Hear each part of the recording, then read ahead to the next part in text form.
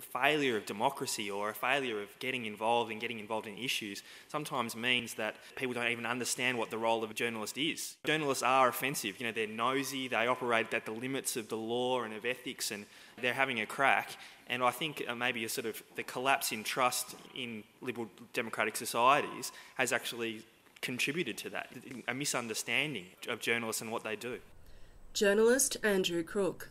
With our media under the microscope since the phone hacking scandal in the UK, Brisbane's Walkley Media Talk asked, can you really trust a journalist?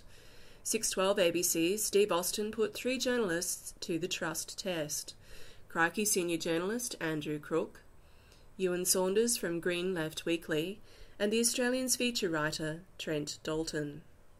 Steve Austin. I remember seeing All the President's Men. Remember the movie that was about Richard Nixon? And I saw that and thought, wow, that's what journalism can do. It can stand up for what's right and good and expose injustice and political corruption and unfair play in politics. That movie was a big motivator for me. What went wrong?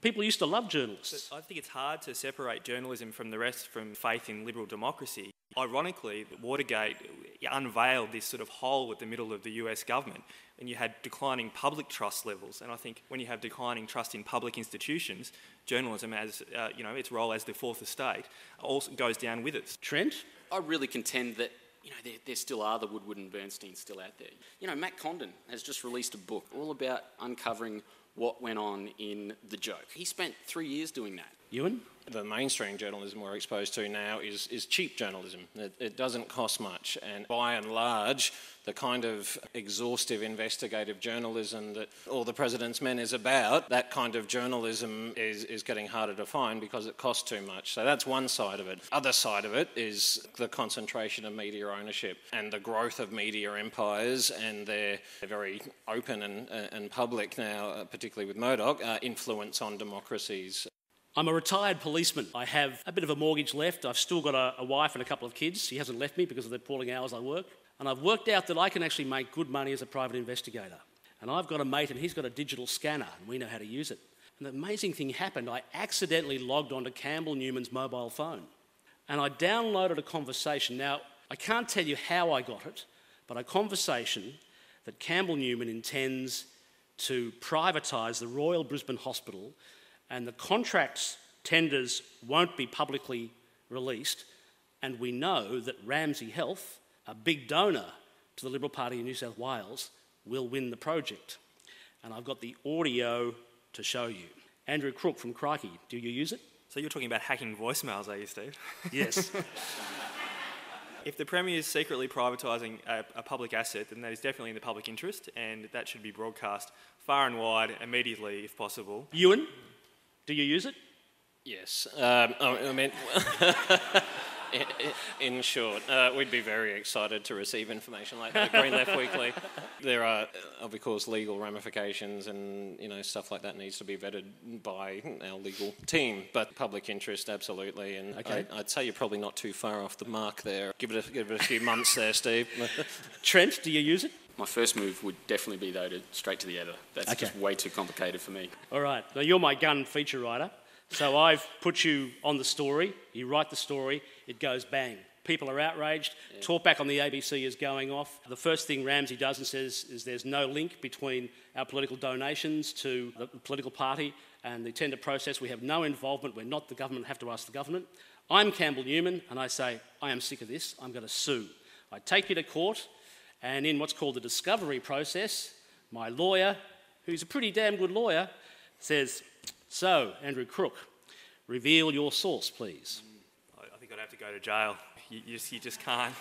You can't reveal your source. Ewan? Again, no, Steve. Activists are kind of used to getting arrested. I guess that... Trent? There is a great journalistic sort of fraternity in that regard. These noble people before us, and way even more than that, people in the Middle East who have died for journalism. So a couple of years in prison, someone bloody gets burned to death, So. Okay. Does it vary with sort of the nature of the talent? There was a public interest in that story. But Lady Gaga comes to town. Trent Dalton's been put on over as a feature writer, and Andrew, you learn they're having an affair. And you're writing the gossip column in Crikey. Do you use it? That's just a trashy story, Steve, that would never... It sells magazines, Andrew. It sells. It generates income. All right, let me go to you. We don't have a gossip section yet. I think that points to a more serious problem, which is not so much what's hacked in phone calls and what we might know, but what we do know and doesn't get published. That, to me, is the big problem with media in this country. For example, the Gillard government supporting a regime in Sri Lanka to send refugees back there or stop their boats before they get a chance to leave, while this government's facing war crimes accusations. That's the scandal, not Lady Gaga. So why isn't that on the front page of The Australian? All right. Now, the setup is obvious. So let me ask you, since Finkelstein in London, the scandal that occurred over there where public's fears about the media were largely confirmed, did that change anything editorial in your organisations here in Australia? Culture, discussion, frame of reference change at all here? And I'll start with you, Trent, and I'll work back along again.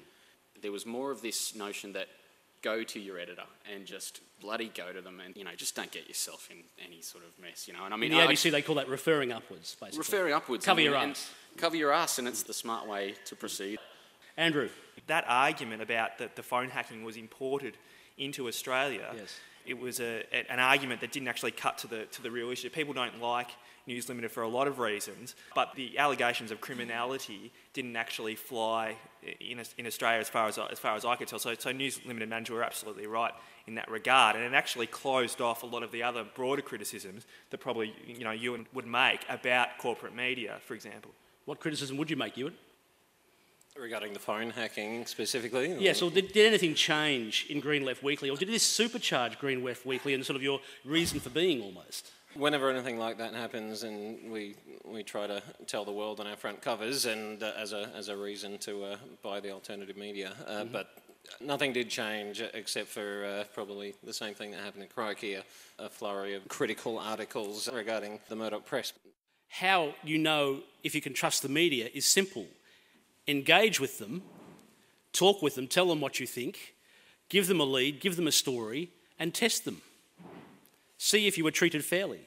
You've heard where they are editorially and personally and ethically, and they'll all use phone tap material if need be, or voicemail material, under certain circumstances. So your choice is, do you or are you prepared to act on what you've heard from these journalists?